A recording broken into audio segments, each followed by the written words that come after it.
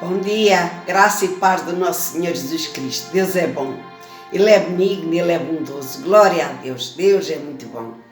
Obrigada, Senhor, pelas vidas que estão comigo na leitura diária. Amigos de longe e de perto, vizinhos, conhecidos, familiares, irmãos em Cristo, todos estes estão comigo, Senhor, e todos aqueles que abrirem este vídeo para meditarem na Tua Palavra, Senhor. Prepara-lhe o coração para que eles possam receber a Tua mensagem e fala-lhe ao seu coração, Santo Espírito. Espírito Santo, está conosco nesta lição diária. Prepara o nosso coração para receber a Tua Palavra, coloca colírio nos nossos olhos e faz com que os nossos ouvidos ouçam como ouvidos espirituais. Fala conosco, Senhor, através da Tua Palavra, em nome de Jesus. Amém. Amados, nós hoje temos como leitura bíblica 2 de Reis 12, de 1 a 15. Aqui nós vamos falar, leva-nos à reparação do templo. E para nós pensarmos como é que está o nosso templo do Senhor hoje. O templo do Senhor é aquele que está num templo que não é feito por mãos de homens. Ele é Espírito. E o templo do Senhor somos todos aqueles que o receberam como Senhor e Salvador. Mas nós vamos ao Velho Testamento para percebermos como eles agiam e atuavam e como hoje o povo também atua. Por causa das falsas crenças. Pai, ajuda-me a ler a Tua Palavra e não permitas que eu tropece, no nome de Jesus. Amém. Então, o versículo 1 começa por dizer, em 2 de Reis 12, começa por dizer: no 7º ano do reinado de Joás começou a reinar e reinou 40 anos em Jerusalém. O nome de sua mãe era Zíbia. Ela era de Bersa. Joás fez o que o Senhor aprova. Durante todos os anos em que o sacerdote Joada o orientou. Contudo, os altares idólatras não foram derrubados. O povo continuava a oferecer sacrifícios e a queimar incensos. Amados, eu paro aqui um bocadinho. As velhas práticas continuam ainda em muitos corações. Por quê? Porque têm raízes do passado. E essas raízes ainda não secaram. Portanto, ainda há muita crença errada. Dizem que amam Deus, que amam Jesus, mas é com os lábios, como diz a sua palavra. Hipócritas, honram com os lábios, mas o vosso coração está longe de mim. Portanto, aqui no versículo 4, Joás ordenou aos sacerdotes: reúnam toda a prata trazida como dávida sagrada ao templo do Senhor e a prata recolhida no censeamento, a prata recebida dos votos pessoais e a que foi trazida voluntariamente ao templo. Cada sacerdote recolha a prata de um dos seus tesoureiros para que seja usada na reforma do templo. Contudo, no 23º ano do reinado de Joás, os sacerdotes ainda não tinham feito as reformas. Por isso o rei Joás chamou o sacerdote Joade e os outros sacerdotes e perguntou: por que você não está fazendo as reformas do templo? Não recolho mais prata com os seus tesoureiros, mas deixem-na para as reformas. Os sacerdotes concordaram em não mais receberem nenhuma prata do povo e não recebem mais os encarregados destas reformas. Então o sacerdote Joada pegou uma caixa, fez um furo na tampa e colocou-a ao lado do altar à direita de quem entra no templo do Senhor. Os sacerdotes que guardavam a entrada colocavam na caixa toda a prata trazida ao templo do Senhor. Sempre que havia uma grande quantidade de prata na caixa. O secretário real, o sumo sacerdote, vinham, pesavam a prata trazida ao templo do Senhor e a colocavam em sacolas. Depois de pesada, entregavam a prata aos supervisores do trabalho no templo. Assim pagavam aqueles que trabalhavam no templo do Senhor, os carpinteiros e os construtores. Os pedreiros e os cortadores de pedras também compravam madeira e pedras lavradas para os concertos e serem feitos no templo do Senhor. Cobriam todas as outras despesas. A prata trazida ao templo não era utilizada na confecção de bacias de prata, cortadores de pavio, bacias para a expressão, cornetas ou quaisquer outros utensílios de ouro ou prata para o templo do Senhor. Era usada como pagamento dos trabalhadores e eles a empregavam para o reparo do templo. Não se exigia prestação de contas dos que pagavam os trabalhadores, pois agiam com honestidade. Quem entregava a prata, aqueles que estavam aos supervisores, entregavam de bom coração, entregavam tudo para a obra do templo. Mas quem estava a pagar e quem estava adiante da obra não era honesto.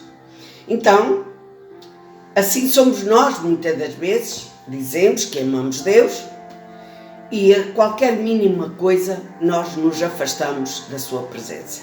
Aqui está. Nós vamos meditar e continuar a meditar. O que é que nós temos fazendo?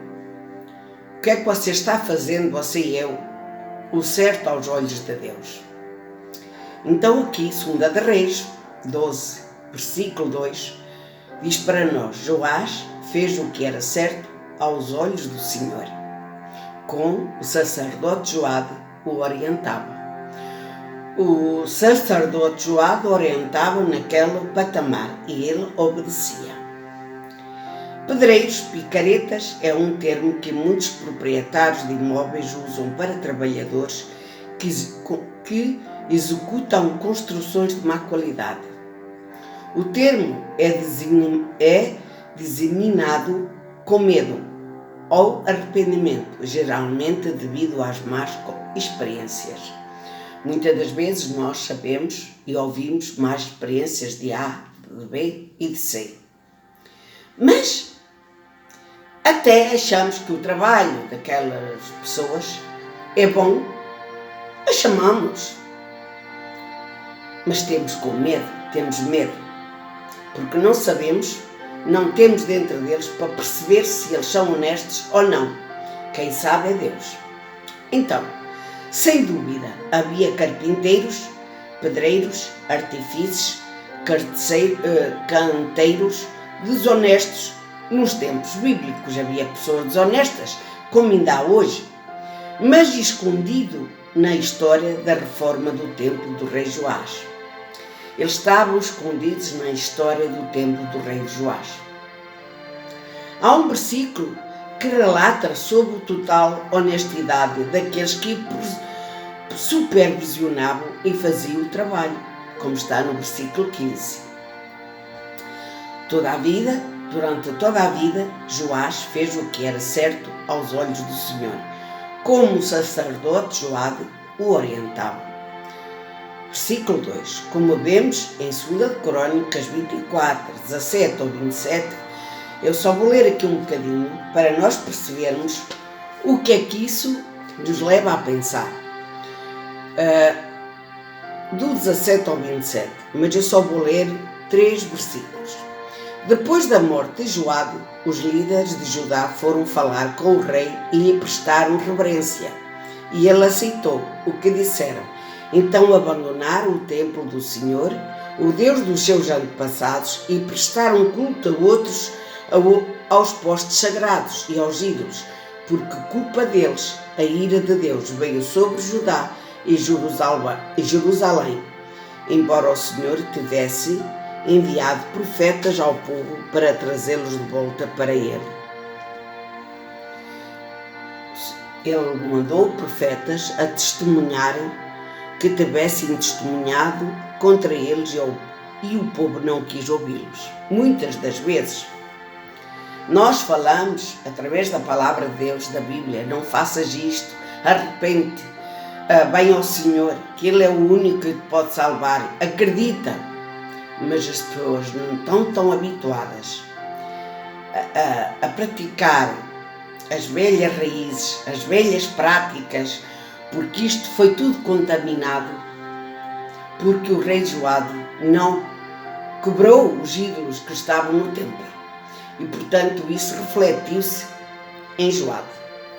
Portanto, aqui ele diz: após a morte de Joado, Joás se afastou do Senhor e foi persuadido a adorar outros deuses, porque eles sempre estiveram lá no templo. Estiveram lá no templo do Senhor. Não limparam.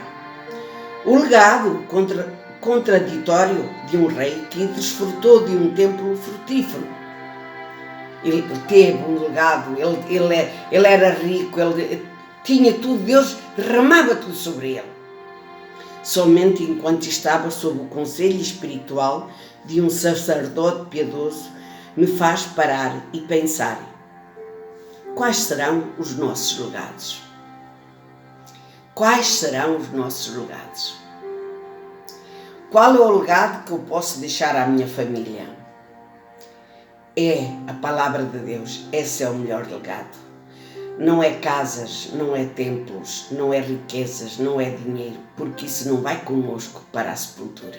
Isso fica cá. Joás, ele teve tudo em abundante, mas ele foi persuadido com outros reis e voltou as costas ao Senhor e foi adorar outros deuses.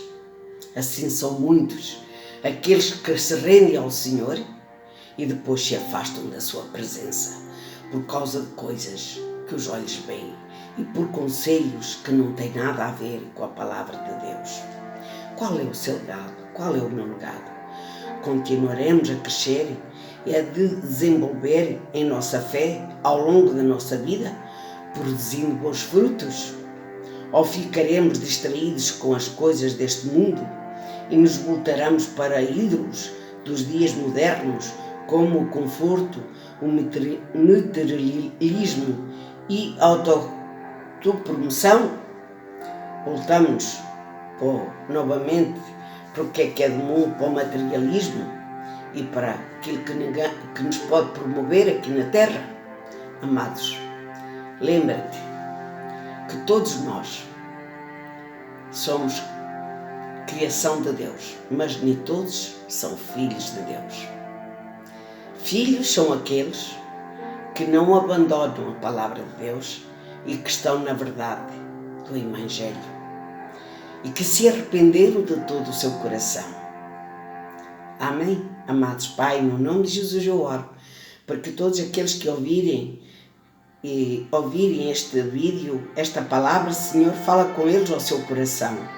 Não permitas, Senhor, que o seu templo esteja contaminado com coisas do passado, com ódios, com amarguras, com ídolos, com crenças, com falsas crenças, Senhor. Não permitas, Senhor, que eles tenham um encontro contigo no nome de Jesus. Eu oro a favor de cada um deles. Senhor, derrama sobre eles as tuas bênçãos celestiais. Pai, no nome de Jesus, sara esta nação, sara esta terra, Senhor. Eu te coloco esta nação, todos os que estão a trabalhar na linha da frente, governantes, polícias, médicos, enfermeiros, os que estão a trabalhar a favor da nação, Senhor, que tenham um encontro contigo, para que tudo o que façam seja de agrado à tua vontade, Pai, no nome de Jesus. Eu oro para que esta epidemia seque pela raiz e o sangue de Jesus tem poder e queima toda esta enfermidade para a honra e glória do teu santo nome. Amém. E graças a Deus. Eu vos abençoo, amados, e até amanhã, se Deus o permitir. Eu vos abençoo em nome do Pai e do Filho e do Espírito Santo. Amém? E eu vos amo, e Ele também.